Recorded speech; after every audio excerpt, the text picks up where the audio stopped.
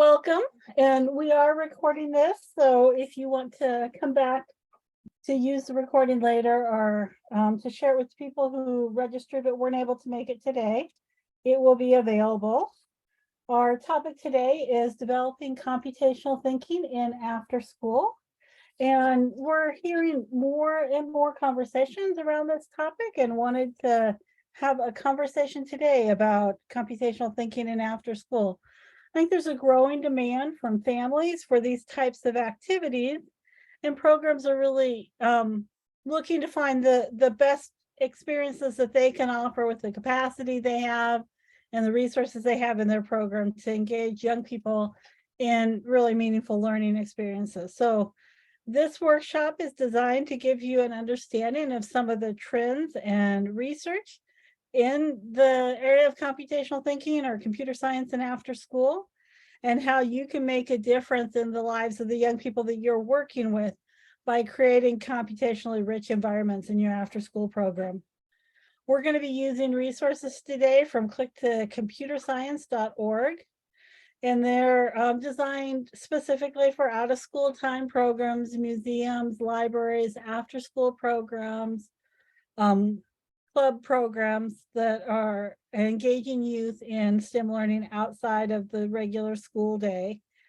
And specifically, we're going to think about computational thinking and developing a STEM identity and how that comes together for young people.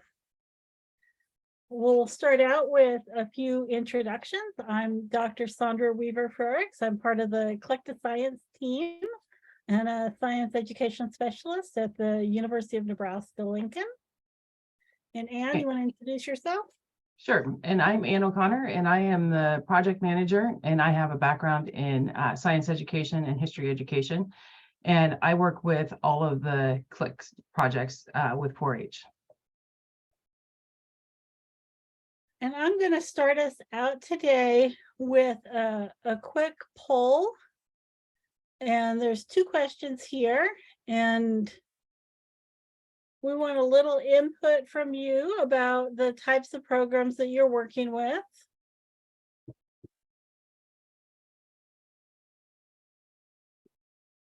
And whether you're working at the systems level, think about this, about the people in your system, or at the local program level.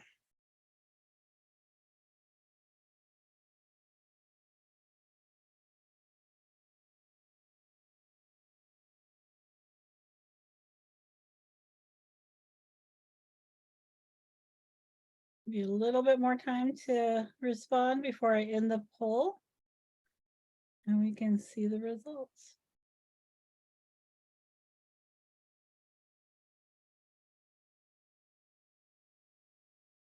So it looks like we're pretty spread out. The last time we had this discussion a couple of years ago, everybody was kind of in the middle. They had one or two people that were comfortable with computer science or computational thinking. I'm glad to see that that's changing a little bit. But there's also, and we know there are programs out there where nobody is really the expert in this area, so it's hard to figure out what to do. And then similar to what we've seen before, there's a wide variety of programming that is offered in out of school time, and we're going to be talking today specifically around the unplugged CS activities. But it is good to learn a little bit more about what's happening out in the field. We appreciate that and appreciate your input about what you're doing in your program. Thanks for sharing. This is a virtual workshop, so we don't expect to be the only experts in the room. We want to engage everybody in the discussion that we're going to have, and we'll use chat a lot to do some sharing of ideas, just because it's a really easy way for us to capture those ideas. At the end of the workshop, we can save the chat, and then we can capture those ideas to share back with the group. But if you also would like to speak up at any time, we're a small group today, so please feel comfortable doing that. If one of us is talking and you need to get our attention, you can just raise your hand to let us know that you have something you'd like to share, because we really do appreciate that. we'll be sharing a lot of resources in the chat, but we learn every time we do one of these workshops from people about new resources. So as we're sharing things in the chat, we invite you to add to that conversation and to draw upon your own expertise and experience as we're learning together. It is really designed to be an experience more like what you'd have in a face-to-face workshop, but we'll try to facilitate that virtually. So you might expect to talk and share some ideas with people sitting at your table around you if you were face-to-face, and we want you to feel comfortable doing that today as well.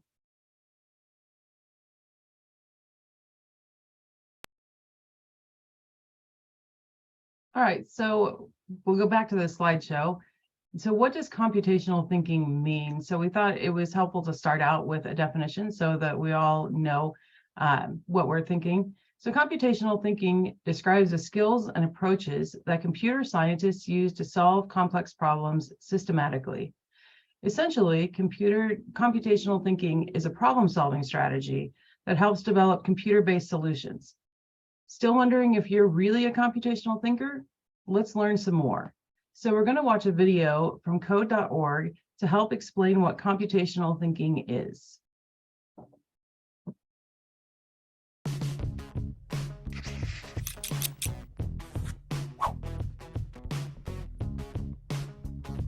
The lesson on computational thinking is intended to teach you how to take a big, difficult problem and break it down into several simpler problems. The goal of this lesson is to write a set of instructions that someone can follow to draw one of the monsters included in this lesson plan. Students will break into groups to write instructions, and then they'll switch them with another group that will have to draw the monster. Groups will write instructions using the 4 steps of computational thinking: decomposition, pattern location, abstraction, and algorithms. First, groups will decompose the task, which means make a game plan. Then, they'll look for patterns between all the monsters in the catalog. When they come across differences between the monsters, they'll abstract out or remove those details. For instance, one monster in the catalog has Vegetas eyes, and another has Spritum eyes. But they both have eyes, so we can write a line that says, this monster has blank eyes. So students will be able to write a set of instructions, called an algorithm, that lists the monster's parts with blanks for what the style should be. This is the set of instructions they'll pass to other students to recreate their very own monster.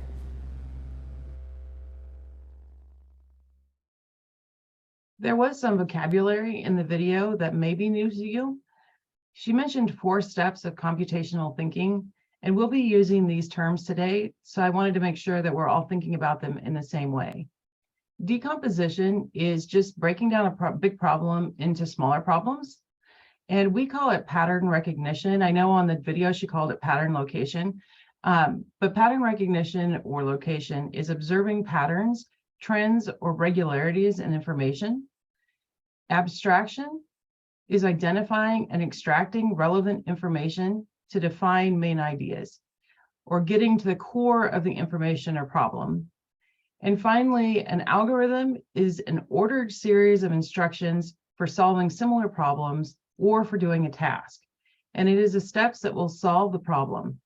There's usually more than one way to solve a problem, and a good algorithm can solve more than one problem. And this is a terminology that you often hear in math, but it can be used in the computer science context, and it's not only about numbers, it can be about a series of steps as well. So how do you think computational thinking and how do you use computational thinking in everyday life? And so you can share your strategies in the chat box, and then Sandra and I will share an idea that each of us have that we use computational thinking.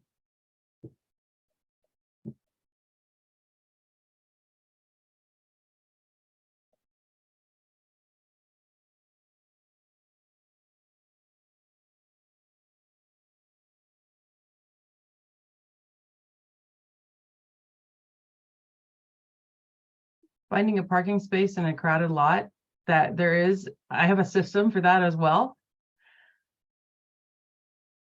And Sandra said she creates her timelines and her to-do list for projects through decomposition. So it helps her manage a lot of projects. Becky said cooking. I agree. Cooking was going to be my example as well. And baking, especially using recipes. Recipes are algorithms. And so if you want your cake or your cookies to turn out the same way every time, then you want to be using a recipe. Or you are so good that you just use that same step of processes every time to get yourself the same cake or cookie rather than something different.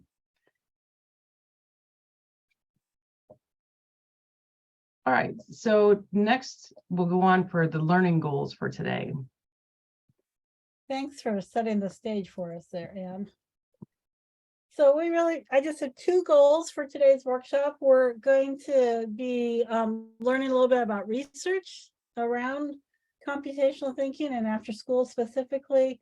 And then we hope you'll leave with some strategies, resources that you can use for creating a computationally rich environment in after school. And we'll talk a lot about what it really is that young people need from that in their after school time.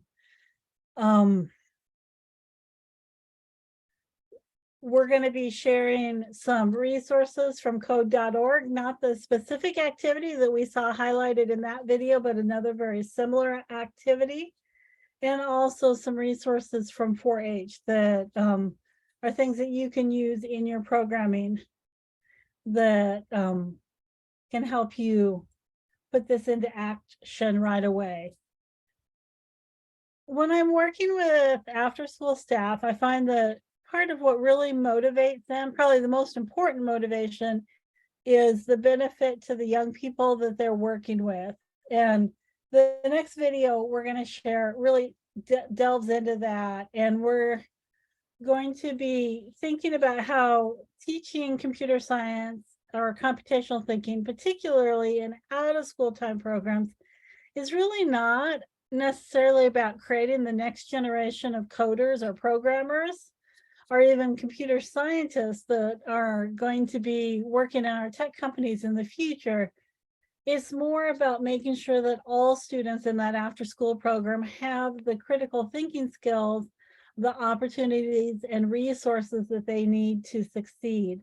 So we're going to be talking a lot about providing opportunities for all learners, not just for the kids that sign up for a coding club, but how can we integrate this into what's happening so that all young people get empowered with computational thinking and the skills that are going to help them succeed in their future.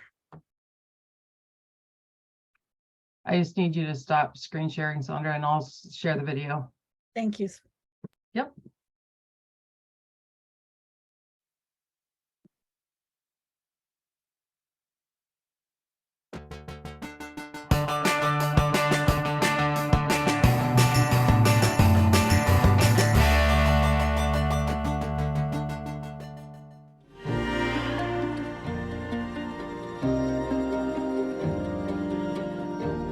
Computational thinking is one of the best tools that youth can have regardless of the career that they choose, because it's a way to problem solve.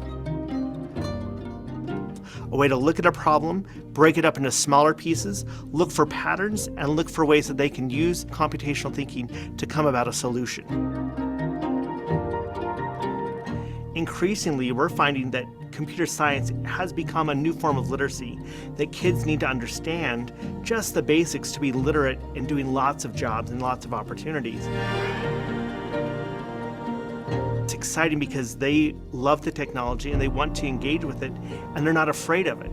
And so they just want to explore and figure out new things and new ways of doing things, kind of pushing the limits to see what they can do in a program.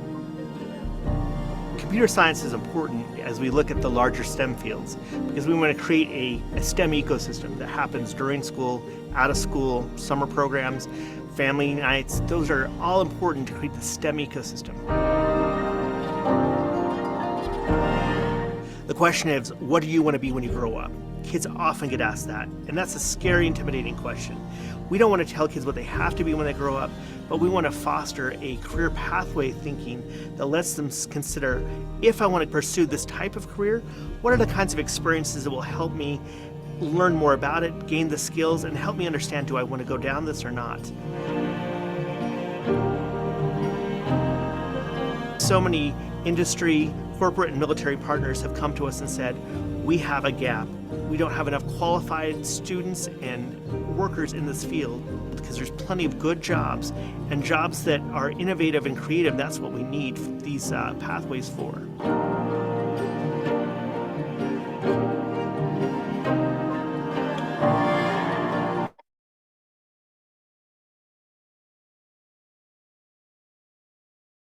I always like listening to Dave talk about computational thinking for all, because it's something that's so important to him, and that comes across, I think, in the video. So how is computational thinking important for the children in your after school program or in your state? What are your goals for your program to empower young people with computational thinking or computer science in general?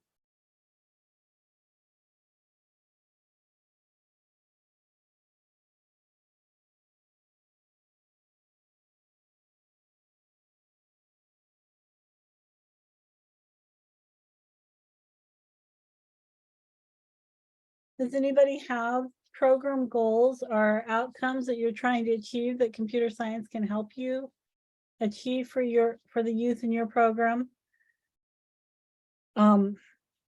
Dave talked about understanding career opportunities, and I think for us in Nebraska 4-H, that's where it really falls in a lot of our work. We want youth to know that they have lots of options for their future, and helping them understand that computer science can be one set of options. Life skills to tackle challenges. I like that, Becky. And everyday challenges. Doesn't have to be in the future. It can be challenges that they're facing right now.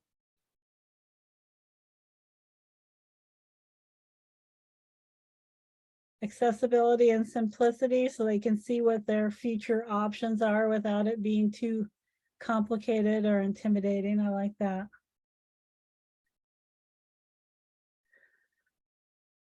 When I think about what's facing children growing up today, I know there's going to be lots of opportunities, lots of options that they have that I never would have considered when I was growing up. That they're just going to be in a different world that we really can't quite predict exactly what their future needs are going to be. But I am certain that they will be using these computational thinking strategies. They will be dealing with computers or smartphones or laptops or tablets. Some way they'll be dealing with computing in their everyday life.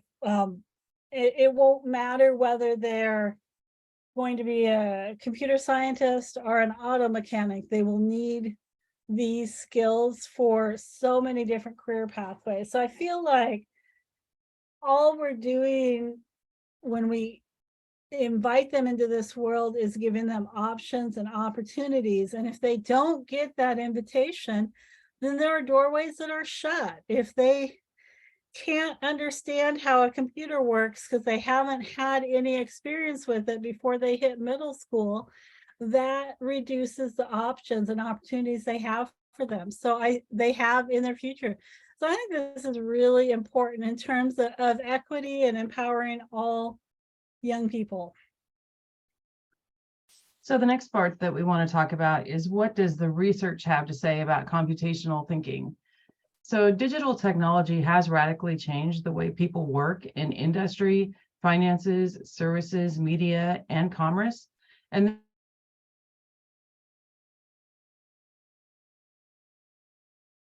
I think Anne's screen just froze.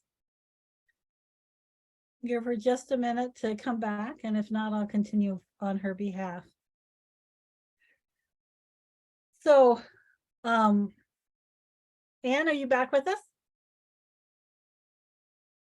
I can't hear you. it said my Zoom's quit unexpectedly, but nobody else's did. Nope. Oh, that's interesting.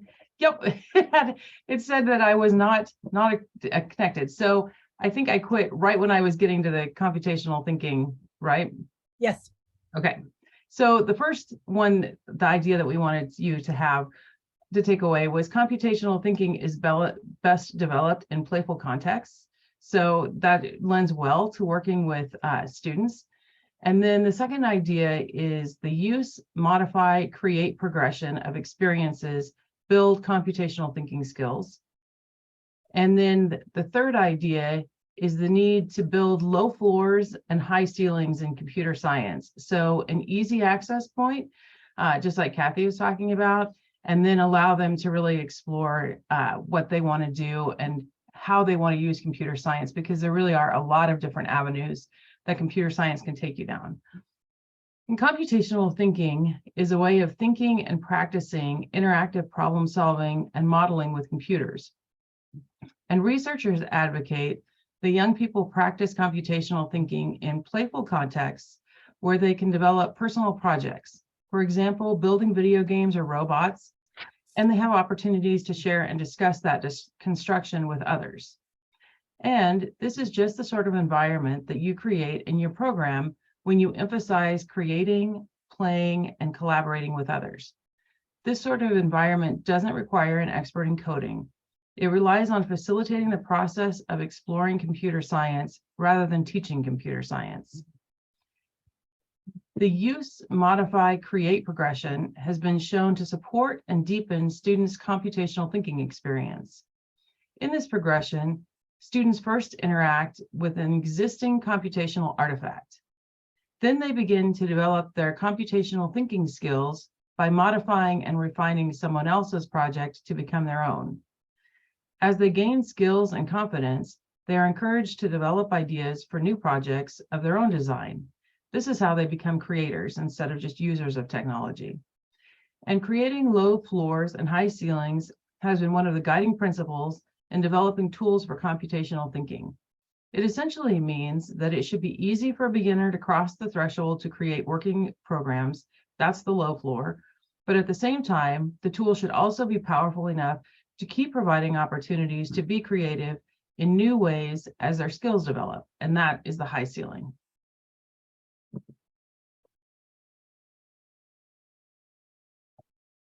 Now I want to bring in some of the skills that we talk about with our Click to Science work, and particularly focusing on developing a STEM identity and how that relates to computational thinking. We think about developing a STEM identity. When we say that, we're talking about young people learning to see themselves as someone who learns about and contributes to STEM. And specifically today, we're thinking about their identity in regards to computer science. So focusing on strategies to help them see themselves as someone who can use digital technology to solve problems, to see themselves as a computational thinker, and also to see themselves as somebody who can contribute, who can create things using digital technology.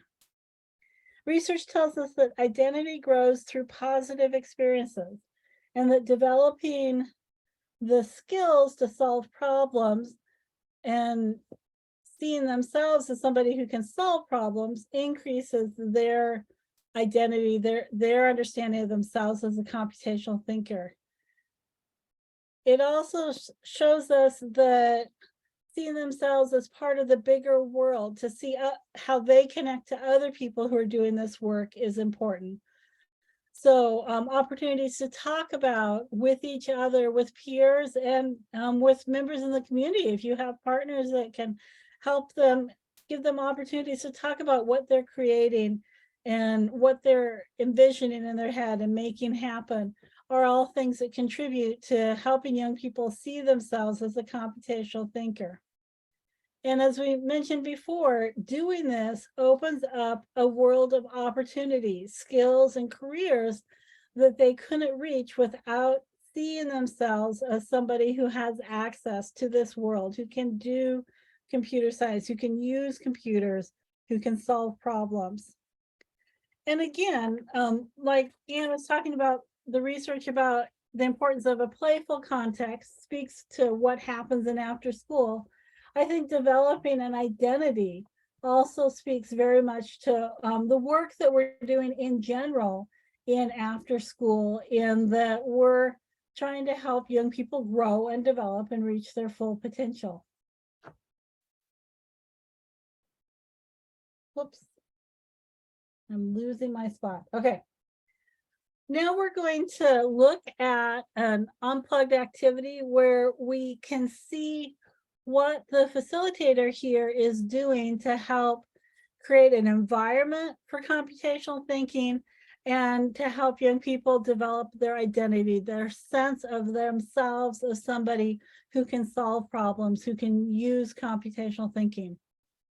In this particular video that we're going to share, the facilitator is working with a group of English language learners and trying to help them become more familiar with the terminology, the language we're using, with computational thinking skills, and develop their own identity. All of these things are kind of blended into one in this lesson.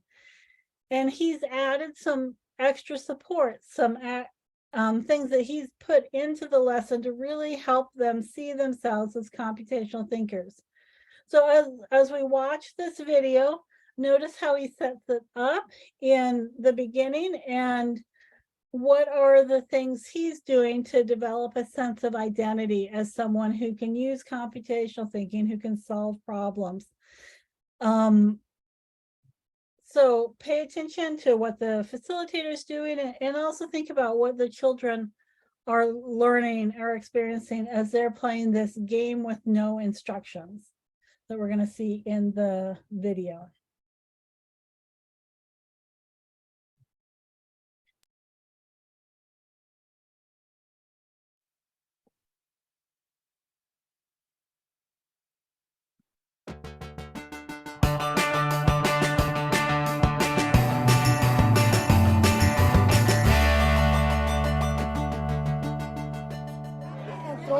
Okay.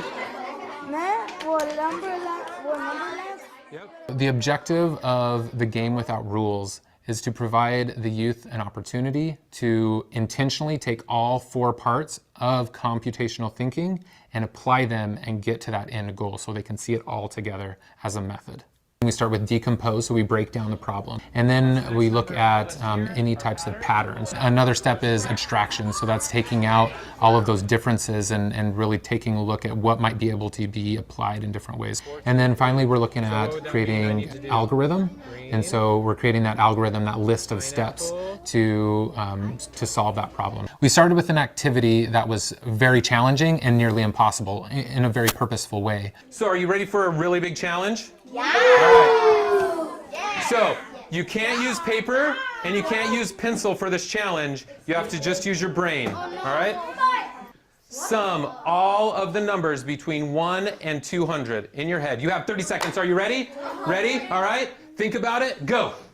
And so the point of doing that is to set up that things are challenging and we need tools in order to solve them. So after the kickoff activity to get them to start seeing this, we started getting into a game that had no rules, with no instructions. Sometimes when we are on the computer, we don't have instructions and we need to figure out what's going on. That's what we're doing.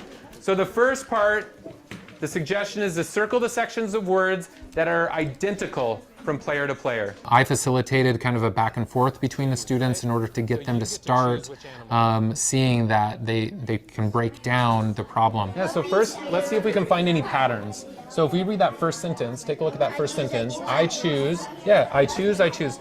Is there anything else here? What's the same in these 2 sentences? What can I circle just like on your activity? I have 3 orange cats and I have 2 orange fish. Awesome. So our next step is underline the words that change from player to player. So out of these sentences, what's different? 2 and 3, fish and cat. Okay, 2 and 3, and fish and cat. And then third, on this bottom part, you're going to write a script. What would a computer do in order to play this game? So they completed that game using computational thinking and all 4 areas. At the end of that lesson, they had to write that script, that algorithm, in order to have someone else play the game with them. We have to choose an animal first. All right, first step, choose an animal. In my algorithm, that's what would go first, right? Choose an animal. Then what do I do? And then you roll a dice once to know what color. To know a color. And then you roll again. And then you get a 6. You have to get, if you got a 2, you'll have to get a blue bow. I'm gonna see if I can decompose. I'm gonna break it apart. There is a yellow cupcake on a tiger's tail. So that means a 2 was rolled, 4 was rolled, and a 3 was rolled. Am I right? Yeah. Yeah? Awesome. So I can tell, I can go backwards and forwards based on what you did. You guys are awesome. So at the end of the activity, they had the instructions that didn't exist before.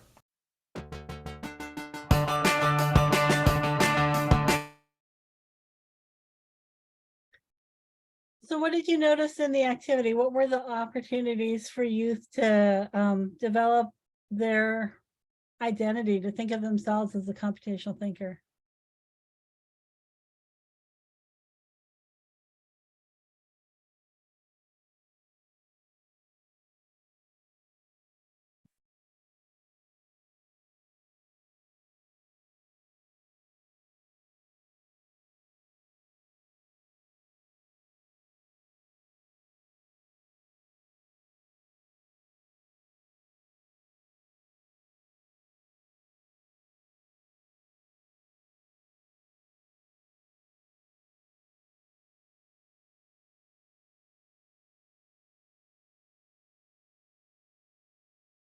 Becky mentions the scaffolding. I saw a lot of that too. There was like all the group together, sometimes a group working at their table, working something out, but then coming back together as a whole group to kind of keep everybody scaffolded and working at the same level. Very clear instructions. Use the vocabulary here a lot.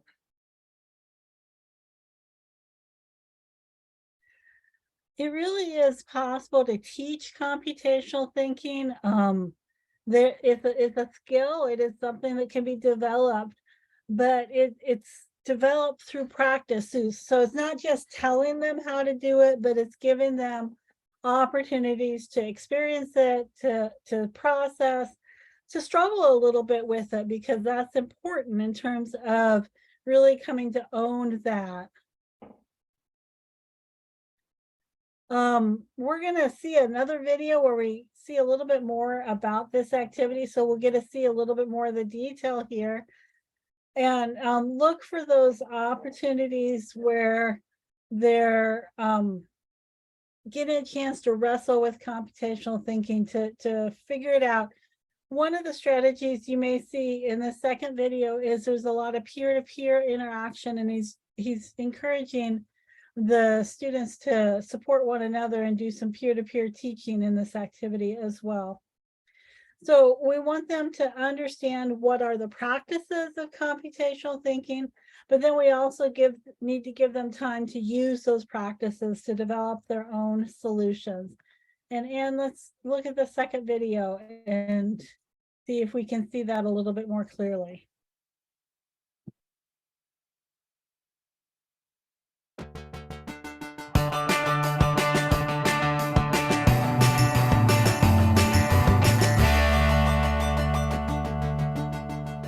You're a computational thinker. You're a computational thinker. Awesome. To form STEM identity, the youth need to be able to form that opinion of themselves, and they need to internalize it. So how does that happen? So one is awareness. So knowing that these things are out there definitely helps form identity as a kind of a passive, that thing exists, thus I could pursue it at some time.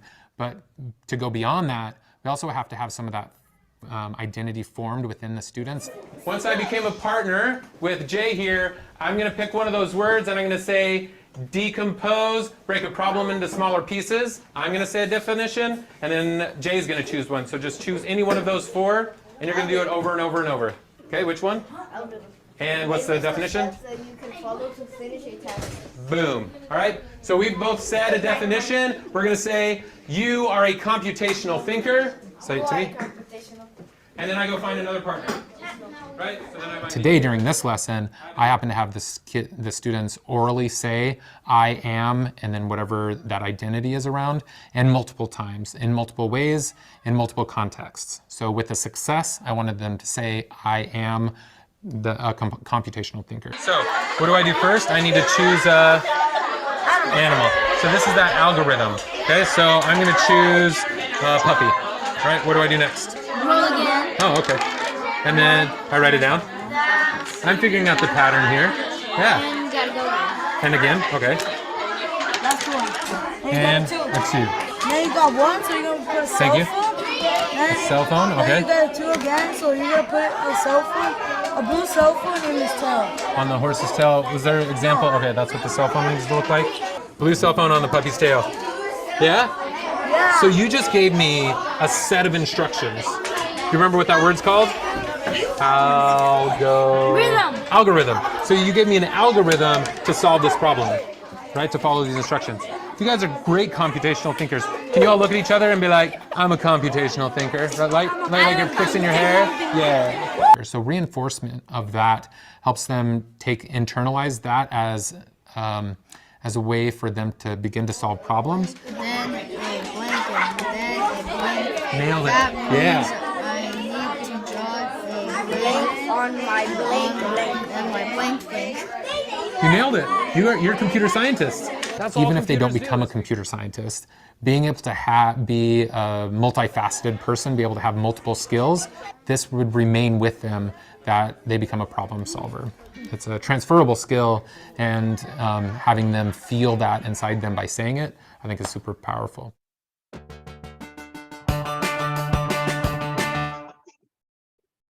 So, did you notice anything more in the second video that you want to call out?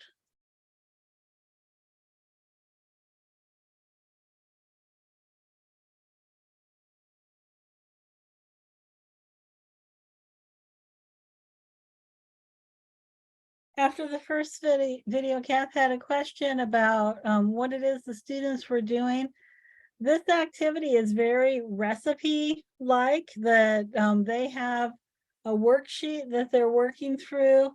And the idea is they have scripts of what happens when kids are playing the game, but they don't have any instructions for how the game works. And they're using their decomposition and pattern matching to pull from what happened as the kids were playing the game to figure out what those instructions were. And that's what they were writing, that Dagan was trying to follow their instructions to play the game as well. And as you point out, Becky, he's being very intentional here about STEM identity. He uses a lot of physical activity, moving, celebrating, being kind of silly to reinforce the identity, and just using that language to have them saying to him and to each other, you are a computational thinker, to reinforce that and take pride in what they're doing. Any ideas that you want to take from this video that you think would be helpful to use or to train your staff on in their programming?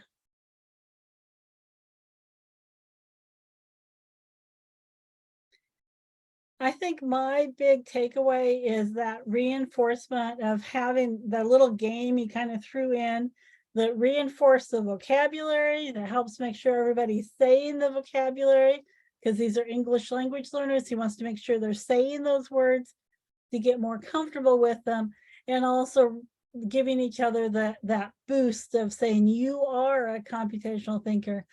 I really liked that. I thought it was a fun after-school way to teach vocabulary that was better than just having to write the sentence out 5 times to reinforce it.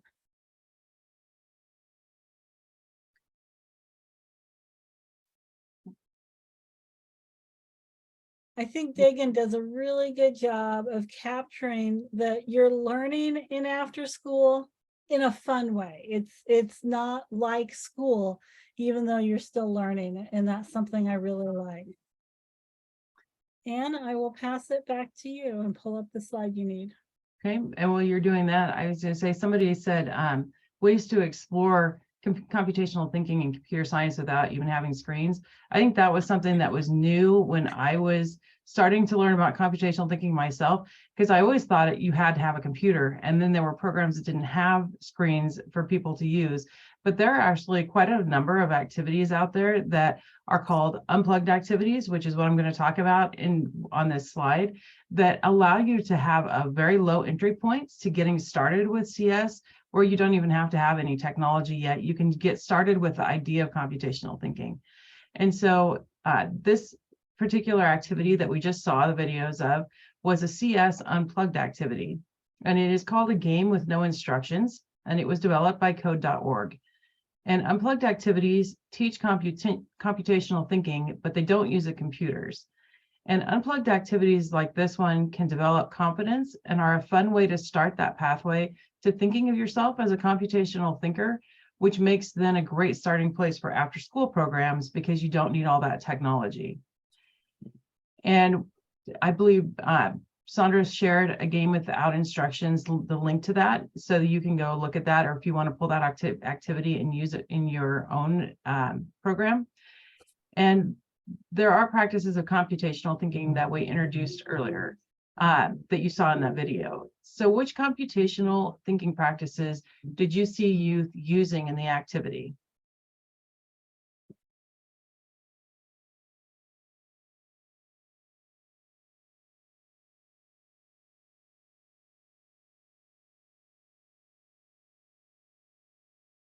Okay, creating rules or scripts, absolutely. That was one of the practices.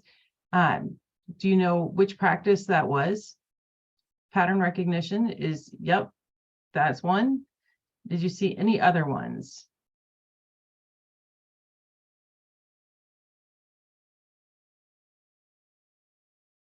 The creating rules or scripts is an algorithm. Becky said abstraction. Kathy said decomposition. So you're right, they got all four of the practices in. So this is, some activities don't do all four practices. This is one that actually does take them through the entire computational thinking process, which is these four areas. And so they start by decomposing the problem. So they were breaking the math problem down into smaller parts. And often the big problems are just lots of little problems stuck together, which was what it was in this area. And they also use this strategy as they start to make sense of the statements that they decompose and look for patterns. And then for the patterns, when they see the parts that are the same and the parts that change, they're using computational thinking. And then abstraction describes the thinking practice of pulling out specific differences to make one solution work for multiple problems. And they used that as they started writing their own instructions for playing the game. And then as they wrote out their script or rules for playing the game, they created the algorithm. So that was the list of steps that they could follow to finish their task, or in this case, to draw an animal with something on a part of itself in a certain color. And their algorithms tell someone else how to play the game.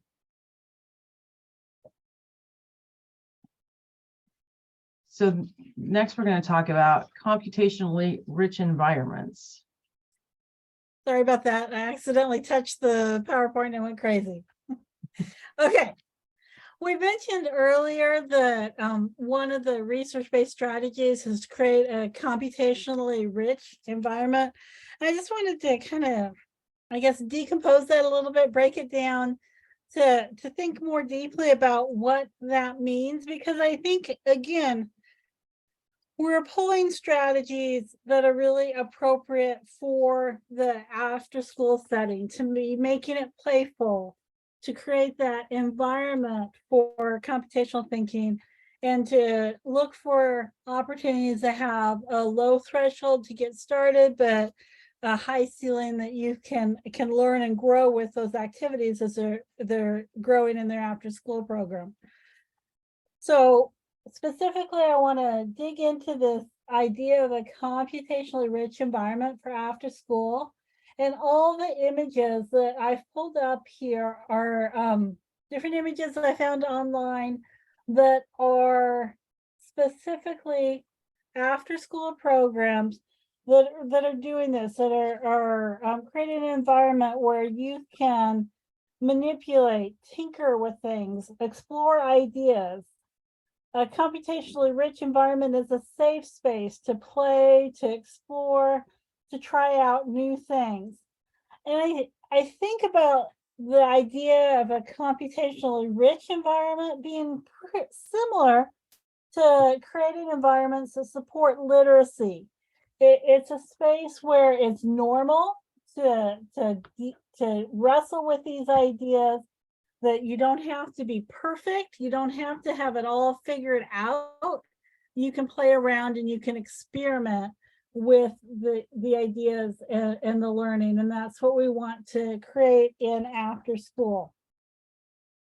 So when you're trying to do this in your program, look for resources that have a low floor and a high ceiling, that's easy to get started, but they have a lot of flexibility. A couple of resources that I recommend for that sort of low floor, high ceiling would be code.org, which is where the unplugged activities that we looked at today come from. Scratch, or Scratch Junior, is another example. There's a lot of support. There's lots of videos that kids can follow along with to figure it out without the staff having to have the expertise. So that gives you that low floor. But then as they grow and develop, there's a lot they can do with Scratch, and they can learn and pick up new things as they're going.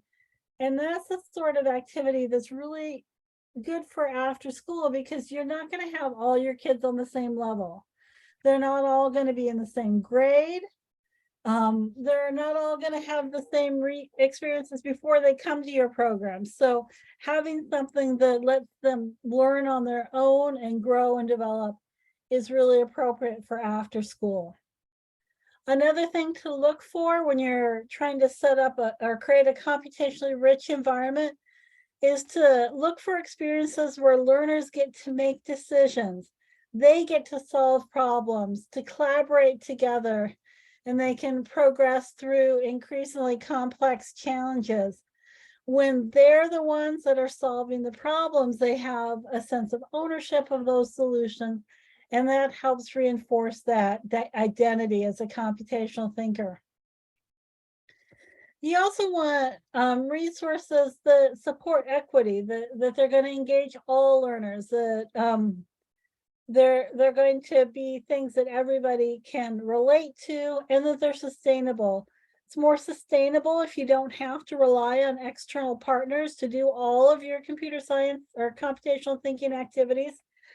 We encourage you to bring in partners that can help with this goal, because it is a fast changing field, and to have experts that are spending more time in the field than your staff are means that you have more opportunities for your students.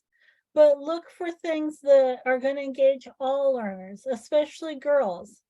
And we find that girls are motivated by projects that they personally find relevant and meaningful. So talk to your student, find out what their interests are, and try to build on those as much as you can.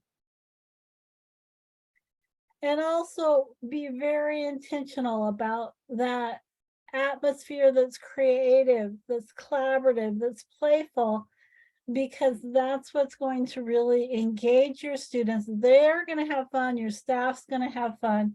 And the research tells us that's the best way to develop computational thinking skills as well, that it is something that is developed as they're playing more than as they're following instructions or learning. And this is a place where I'd really like your input. What are things that you're doing or you're considering doing in your program that can really fit into this, what we just talked about a computationally rich environment?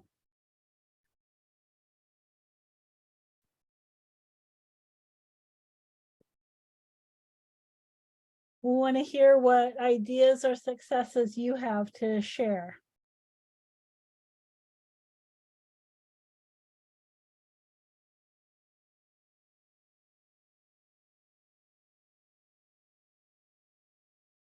I just came from a first Lego League tournament last weekend and was very inspired by the kids there and what they're doing with their Lego robotics kits, and they're programming using Scratch and building their robots using Lego. So that's definitely something that I think falls into this low floor, high ceiling.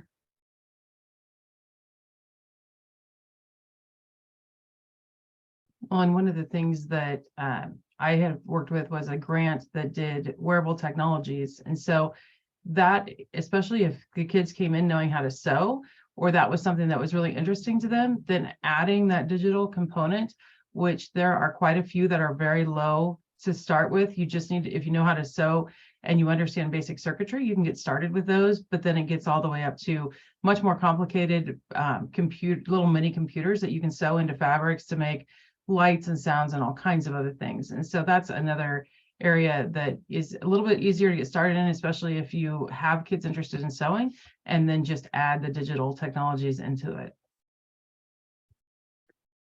I like the idea of themed units, and it can be part of something else that the computational thinking connects to other areas of learning. Becky mentioned engineering, that it doesn't have to be just computational thinking in a themed unit. I really like that idea. 4-H has some good Code Your World. I think that they're using, I'll see if I can find a link to that later. They have an activity that uses Scratch to create a public service message. I think that is Code Your World. But it's something that you could bring into a lot of themed activities, because the message, it could be an activity you're already doing about oceans, and then they learn how to use Scratch to create a positive message about protecting the oceans. I'll look for that to share later in the webinar or the workshop.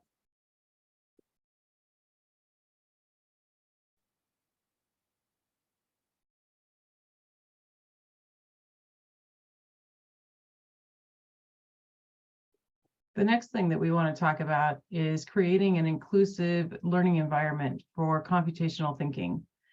And we'd like to talk a little bit about some specific strategies that can help with providing a supportive space and learning computational thinking in after school.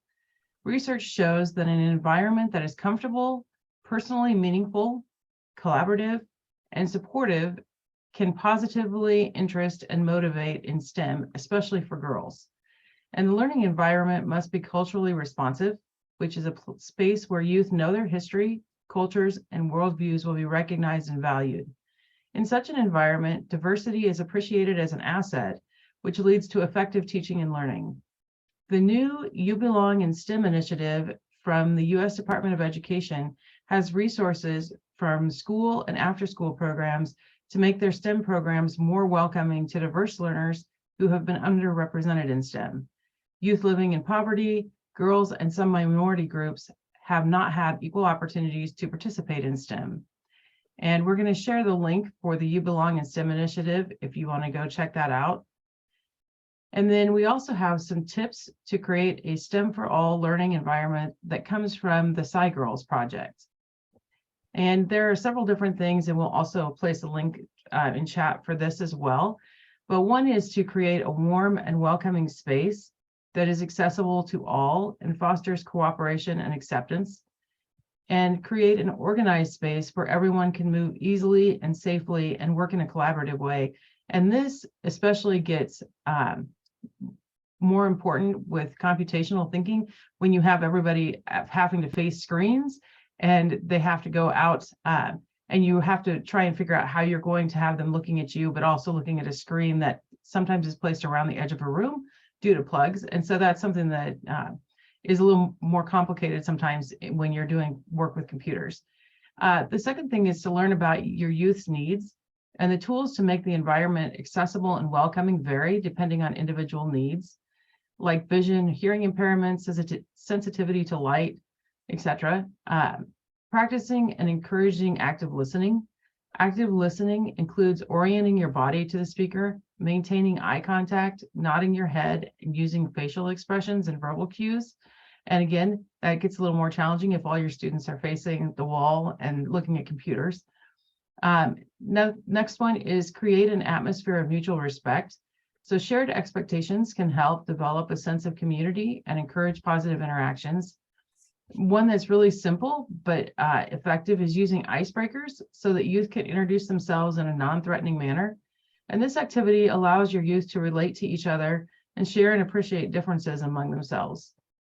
Another one is to provide opportunities for youth to voice their opinions and feel accepted. Encourage active participation by all youth and structure tasks that have multiple paths to a solution. And finally, form meaningful connections with the youth as the facilitators or leaders. Take some time to view everyone as an individual and encourage them to share their own lives and interests, because that's a really easy way to get kids interested in projects if you kind of know where they're coming from. Sometimes you can encourage them to do a project that really interests them and show them that you believe in their abilities to be able to do that. So if you have any ideas about either instructions or connections that you could give your staff to help them implement these strategies, we want to give you just a minute to share them in the chat, and then we'll move on to computational thinking and start summing things up. So we're going to pause for a minute to give you a chance to think about these strategies for including all your learners, and share ideas in the chat before we move on to the next section.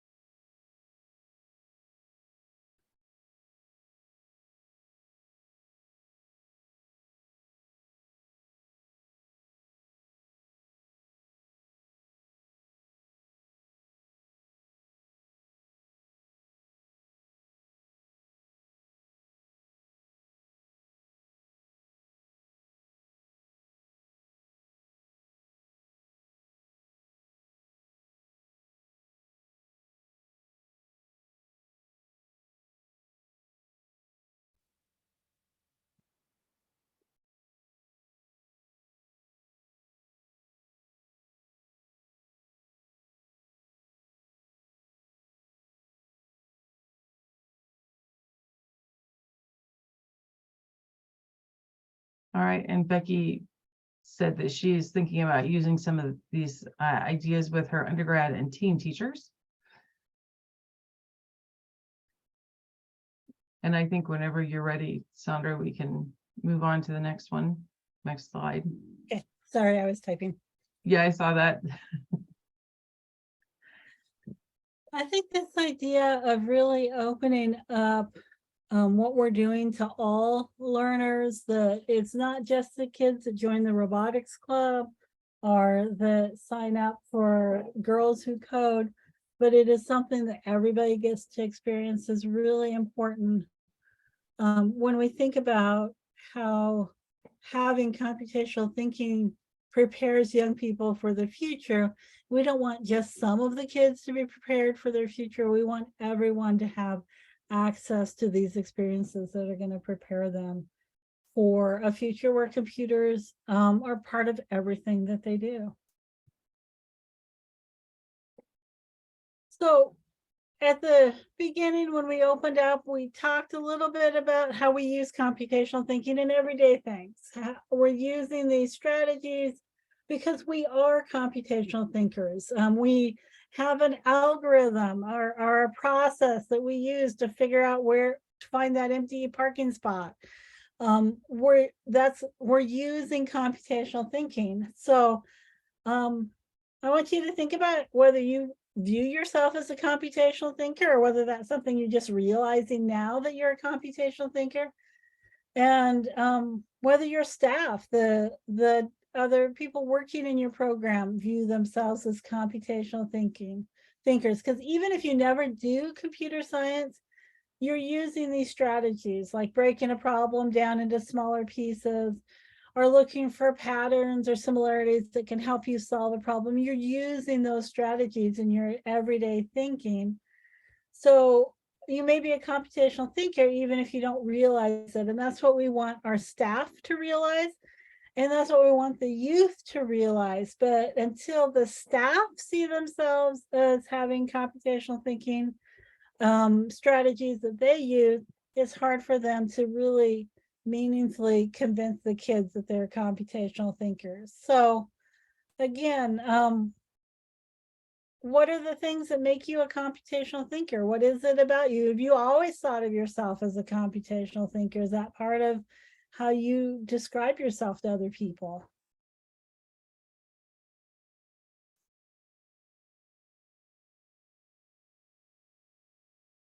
And I guess in the chat, we've talked about that. So I'm going to give you a different question about how is it going to help prepare you? So when we're teaching youth that they're computational thinkers, how are they going to use those skills and how is that going to prepare them for a better future?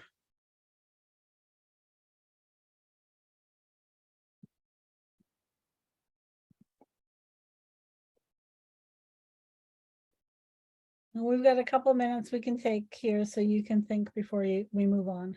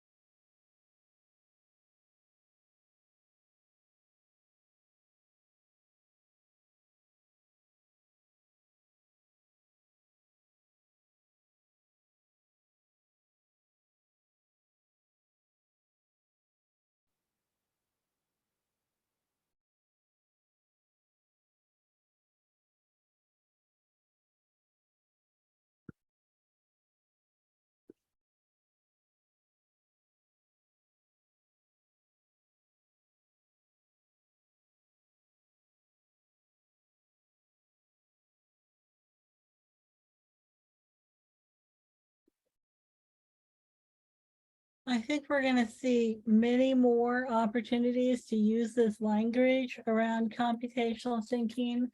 To see yourself as a computational thinker, as a problem solver. I know this is something that is going to be coming up again and again in our field. I think we're just seeing more and more people using this language, and we want to make sure that our after-school programs are familiar with it as well. And you want to give us our key takeaways for today? Certainly. So first of all, thank you for joining today and talking about computational thinking. And we have 4 key ideas for you. First, we started out by describing computational thinking as a way of thinking and solving problems that we can use every day. I think that's important for people to understand that's what this is. And then we also focused on how we can help youth develop a STEM identity through positive experiences that develop skills and confidence. And we saw an example of how to do that in the video from Click to Computer Science.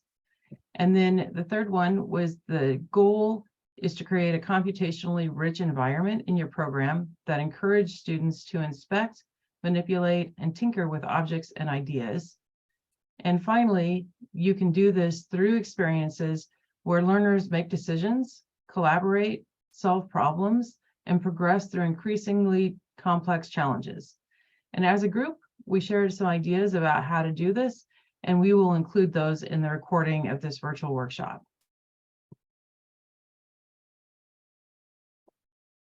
Thanks. I just want to reiterate what Ann said and thank you for joining us today, and also ask one more favor of you. I just shared a link to the survey in the chat, and we would like your input about what you're taking away from today. And I will be gathering the resources that we've shared, the ideas that you've shared, and putting those together in a blog on the Click to Computer Science website, so that you'll be able to find these resources today. And we've got some more things we'll put there too. Some of the background research that we were sharing with you, we'll share links so you can read more about that if you're interested. And also invite you to use this as a training for your own team if that's helpful for you. And we do want you to connect with us at clicktocomputerscience.org and clicktosciencepd.org. You can sign up for our monthly newsletter that'll keep you updated about what's coming up and new professional development opportunities. And I have just a couple of professional development opportunities that I want to share with you today, because they are open now if you want to register. We have a community of practice from Click to Engineering that will be starting on February 1st. And you can use this link to register for that. There's 4 sessions between February 1st and March 15th. You don't have to be able to attend all 4 to be part of that, but you are certainly welcome to. And then our next Click to Computer Science, a virtual workshop, will focus on connecting computational thinking and the engineering mindset on February 21st. I think it'll be a good follow-up to today's discussion, just kind of taking it to that next level in our thinking about what computational thinking is and how it's useful for the youth in our programs. So thank you very much, and we appreciate your time that you spent with us today.